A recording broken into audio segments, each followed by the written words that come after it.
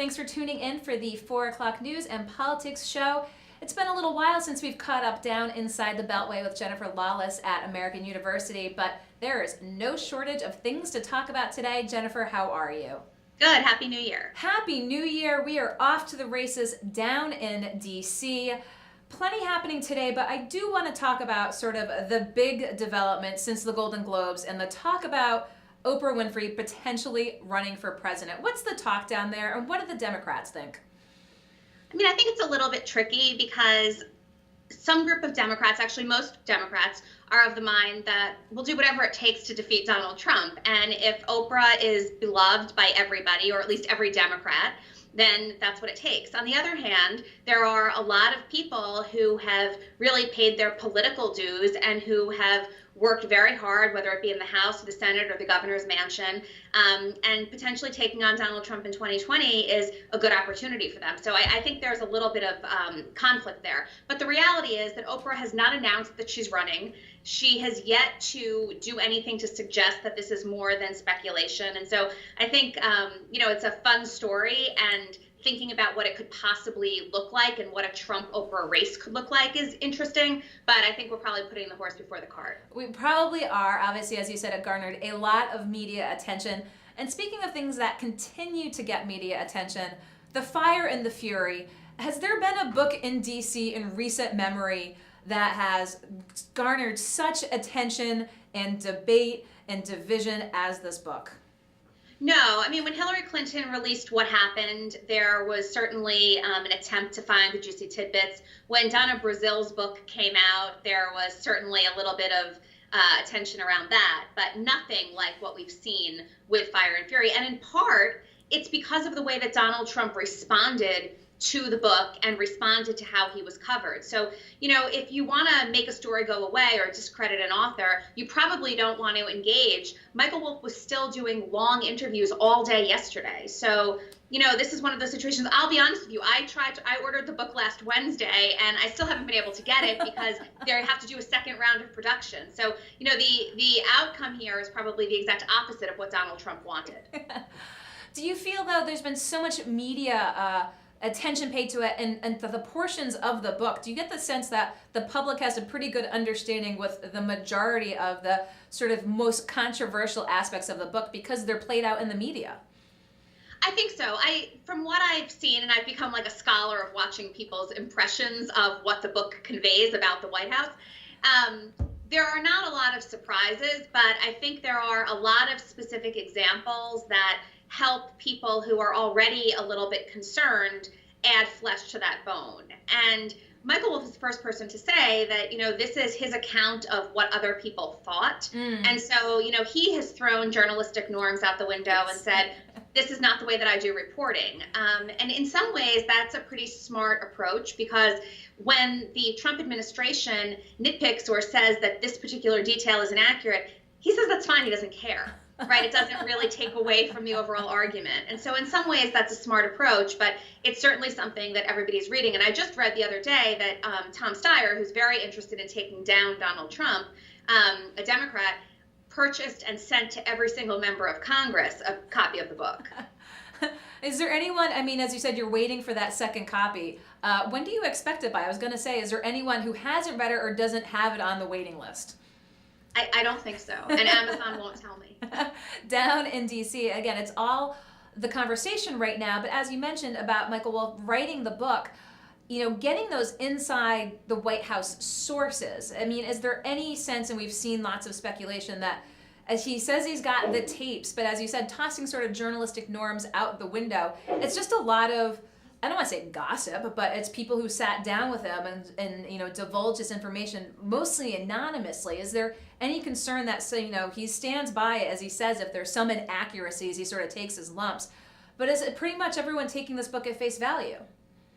I think so, and in part it's because Steve Bannon's apology was not at all an apology, and it didn't actually suggest that anything that he said was not quoted appropriately. Right. And so when you've got somebody who had been one of the president's strongest allies say, oh, no, let me clarify, I think that Don Jr. is a patriot. And that's pretty much all he says. That suggests that everything he didn't say and everything that he didn't correct or tweak might actually be accurate. I also think, as far as a lot of reporters and journalists have, started commenting on this, that nothing in this book flies in the face of what their sources have told them off the record. Mm-hmm. So the level of consistency is pretty striking. Well, again, it's amazing to think about how it's captured such public attention for this duration. As you said, still doing hour-long interviews as recently as yesterday. Are there any more legs to this book? Oh, I think that the book gets more legs every time Donald Trump decides that he wants to re-engage. Mm-hmm. And so the next time he hears somebody say something that is not favorable toward him, or the next time that he hears about an additional excerpt of the book that maybe didn't get a lot of coverage thus far, I think it's possible that it'll become really, really newsworthy once again, not because of the content of the book, but because of the president's response to it, probably via Twitter. So let's move to a couple of big items today in the press. Sheriff Joe Arpaio tossing his hat in the ring for U.S. Senate in Arizona. Right. This is stunning on multiple levels. The level that I think is probably the most interesting is that the Republicans already had a candidate for that race in Kelly Ward, who Donald Trump had already endorsed and said would make a great senator. We know that Joe Arpaio is one of Donald Trump's favorite people, though. So right now, I think we've got a Republican primary where not only can I not wait to watch those debates, but we've got a Republican primary that might very well turn out to look a little bit like the Luther Strange Roy Moore primary, where it's unclear exactly what side Donald Trump is on, and it's unclear how the Democrats are going to break. I think today's news was probably the most beneficial to Kyrsten Sinema, who's the Democrat that's going to be running in that race. It makes it that much more likely that she'll win. Again, do you think this is just going to be one of those races that will be, again, capturing this national attention just by lieu of it being Sheriff Joe Arpaio? I do, and I think that what that means is that Democrats that are running in pretty competitive seats all took a sigh of relief today, because it's very likely now that there's going to be a race among Republicans that garners national attention that's fought really, really far to the right.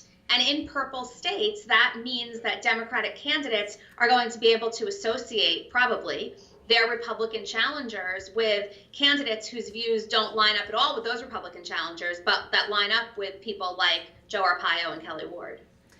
And we've been hearing down from inside the Beltway, the president today talking about DACA. Of course, there's the deadline of January 19th for funding, talking with a bipartisan group of lawmakers about how to reach a deal on this.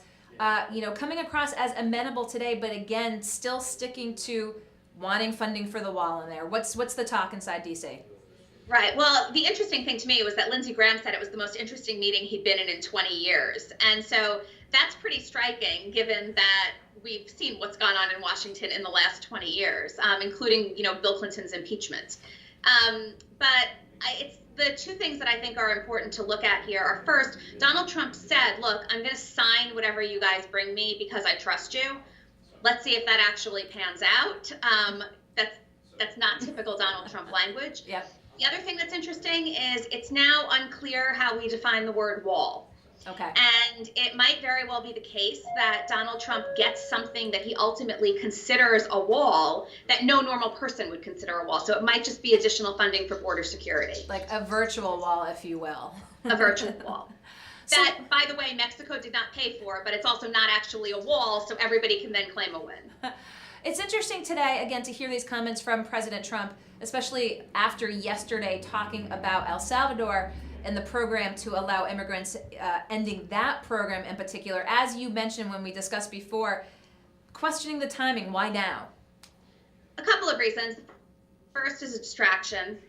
We know that every time something doesn't go the president's way, he likes to just surprise us with a new piece of news. The other is that it's inconsistent with this broader anti-immigration policy. And so when you have this anti-immigration policy and you can then say, oh, we're going to do other things that we haven't even talked about that are consistent with our broad agenda, I think that's pretty helpful. And so El Salvador is one case where he's able to do that.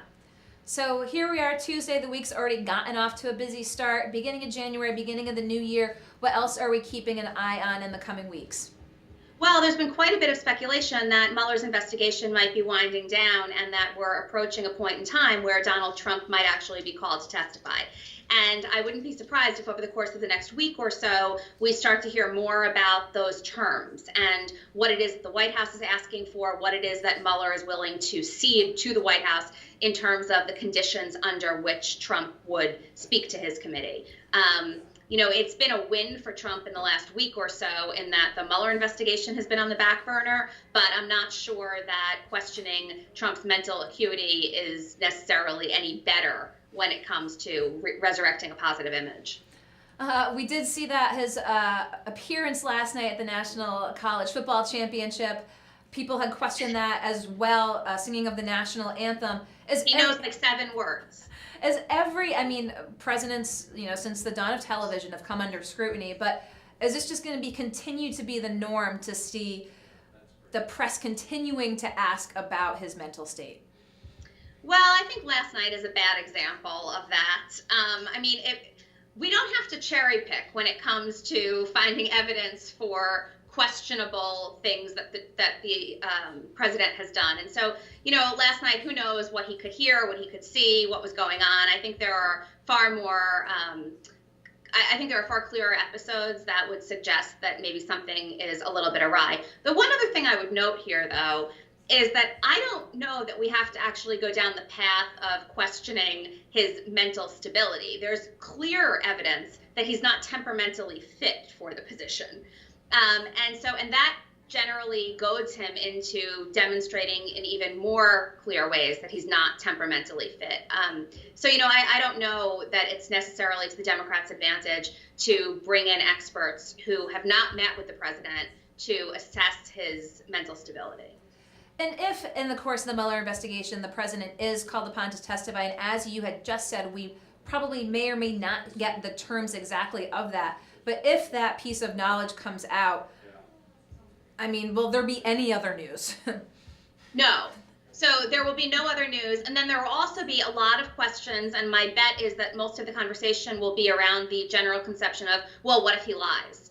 Because that's the more interesting piece, right? Yep. And I think that that's where legal scholars are not 100% sure, because the terms under which he's questioned in a lot of ways drive the consequences of a lie. The worst thing for Donald Trump would actually be to go in front of a grand jury, because it's at that point that he has to tell the truth or else face consequences for not. Well, again, all eyes down inside the Beltway. We always appreciate, Jennifer, you're taking the time to Skype in from your busy schedule down at American University to give us the flavor of what's going on. And it's been an interesting week so far, so we look forward to talking next week. I think 2018 will be just as exciting as 2017. I can't wait. Jennifer Lawless, appreciate it. We'll talk with you next week. Bye-bye. Okay, bye. Jennifer Lawless down at American University, as she does most Tuesdays when we can catch her in her busy schedule, Skypes in to give us what's going on down inside the Beltway. Plenty between speculation of Oprah running for president, possibly, after the Golden Globes speech, but what happened today with developments with the president talking about potentially signing anything put before him regarding the deferred action for childhood arrivals, the DACA program. But again, as she mentioned, he is pushing for funding for the wall. Now, as Jennifer pointed out, what that wall might exactly be, we'll see, but all eyes down on DC, so we'd like to thank Jennifer Lawless. Don't go anywhere. We'll be right back with some big news for an area, a local higher education institution getting a big national ranking.